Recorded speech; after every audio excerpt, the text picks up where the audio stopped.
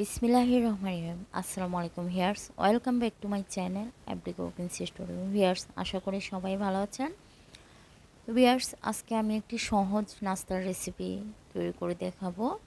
তো এটি অনেক সহজভাবে অল্প সময়ে তৈরি করা যায়। তো রেসিপিটি হচ্ছে নুডলস পাকোড়া। এই নুডলস দিয়ে সহজে এই নাস্তার আইটেমটি তৈরি করা যায়, আর খেতে তো খুবই লোভনীয়। ভিউয়ার্স, তাই আপনাদের সাথে আজকে আমি রেসিপিটি শেয়ার করছি। তো আশা করি ভিডিওটি শেষ পর্যন্ত দেখবেন, আমার সাথেই থাকবেন। তো ভিউয়ার্স, এখানে আমি যা যা উপকরণ নিয়েছি তা দেখিয়ে দিচ্ছি। এখানে আমি মিস্টার নুডলস নিয়েছি 2টি, বরবটি কুচি নিয়েছি 1 কাপ পরিমাণ, ধনেপাতা কুচি করে নেব 2 চা চামচ পরিমাণ। তো দেখুন, এই যে নুডলসগুলো নিয়ে নিয়েছি। আর এখানে পেঁয়াজ কুচি নিয়েছি 1 কাপ পরিমাণ। তো ভিউয়ার্স, এই উপকরণগুলো দিয়ে আমি আজকে নুডলস পাকোড়া তৈরি করে দেখাবো। আর যা মশলা উপকরণ নেব সেগুলো পরবর্তীতে একে একে দেখিয়ে দেব। এখন আমি প্রথমে যে নুডলসগুলো আছে, নুডলসের টুকরোগুলো, সেগুলো ঠান্ডা পানিতে ভিজিয়ে রাখবো। 5 মিনিটের মতো ভিজিয়ে রাখলেই দেখবেন যে নরম হয়ে গিয়েছে। তো আপনারা চাইলে সিদ্ধও করে নিতে পারেন।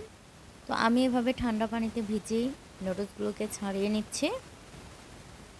তো বেশ এরকম ঠান্ডা পানিতে নুডলসগুলোকে ছাড়িয়ে নেবেন, দেখবেন সহজভাবে সুন্দরভাবে ছেড়ে যাবে এবং নরম হয়ে যাবে। তাহলে আর সিদ্ধ করার দরকার নাই। তো বেশ এভাবে আমি 5 মিনিট রেখে দেব।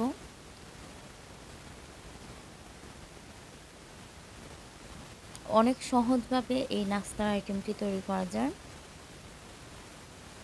বেশ দেখুন, এই যে 5 মিনিট পর ফিরে আসলাম। দেখুন নুডলসগুলো ছেড়ে দিয়েছে, সিদ্ধ করার প্রয়োজন হয়নি। ঠান্ডা পানিতে নুডলসগুলো অনেক সুন্দরভাবে নরম হয়ে গিয়েছে। এখন আমি পানি ছেঁকে নুডলসগুলোকে পানি ঝরিয়ে নেব।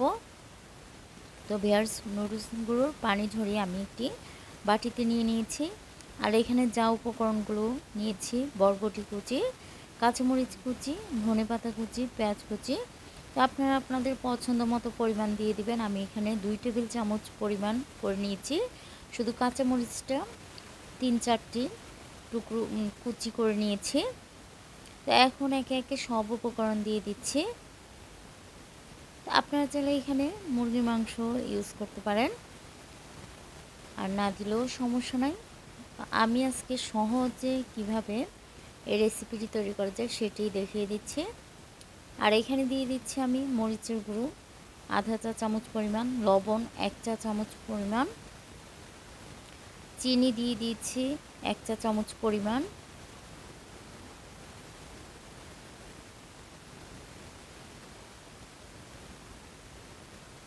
আপনারা চাইলে এখানে কর্নফ্লাওয়ারও দিতে পারেন, আর কর্নফ্লাওয়ার না দিলে সামান্য পরিমাণে ময়দা দিয়ে গুলিয়ে নিতে হবে। তো আমি এখানে 3 টেবিল চামচ ময়দা দিয়েছি, দিয়ে ভালো করে মিক্স করে নিচ্ছি। তো এবার এইখানে চাইলে আপনারা একটু গোলমরিচের গুঁড়ো দিতে পারেন, তাহলে ফ্লেভারটা আরও মজাদার হবে, খেতেও খুবই টেস্টি লাগবে। তো আমি গোলমরিচের গুঁড়ো দিয়ে নিই, যেহেতু কাঁচামরিচ দিয়েছি। তো বেশ দেখুন, ভালো করে ডোটা তৈরি করে নিয়েছি। পাকোড়ার যে ডোটা সেটা তৈরি করে ফেললাম। তো এইভাবে সহজভাবে নাস্তা তৈরি করলে কিন্তু বাচ্চারাও খেতে চায়, মজাই লাগে। তো বেশ পরবর্তী প্রসেসে চলে আসলাম। এখানে চুলায় একটি কড়াই বসিয়ে দিয়েছি। কড়াইয়ে আমি আগেই তেলটা গরম করে নিয়েছি। তো তেলটা ভালো করে গরম করে নিতে হবে। চুলার আঁচটা মিডিয়াম আঁচে রেখে আমি পাকোড়া শেপে অল্প অল্প পরিমাণ দুধ দিয়ে দিচ্ছি। তো ভিউয়ার্স দেখুন, তেলটা ভালোভাবে গরম হয়েছে। এখন চুলার আঁচটা মিডিয়াম লো আঁচে রেখে আমি ভালোভাবে ভেজে নেব। চুলার আঁচটা হাই আঁচে থাকলে ভালোভাবে ভেতরটা হবে না, উপর দিয়ে ব্রাউনি কালার হয়ে যাবে। তাই চুলার আঁচটা মিডিয়াম লো আঁচে রেখে এখন আমি ভেজে নেব 10 মিনিটের মতো। ভিউয়ার্স, এই পাকোড়াগুলো ডুবো তেলে ভেজে নিতে হবে। তো 5-6 মিনিট আমি পাকোড়ার এক পাশ ভেজে নেব।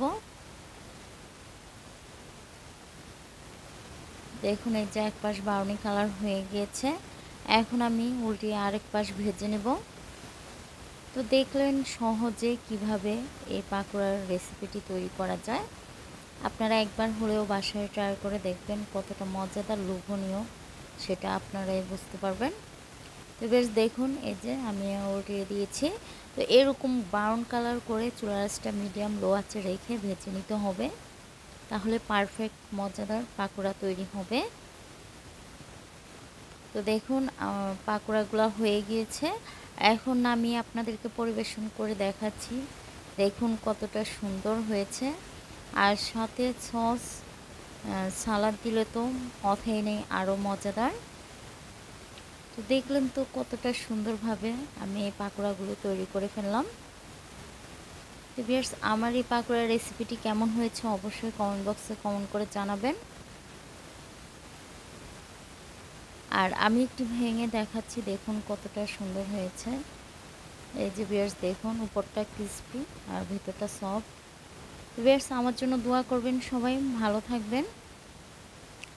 আসসালামু আলাইকুম, আল্লাহ হাফেজ।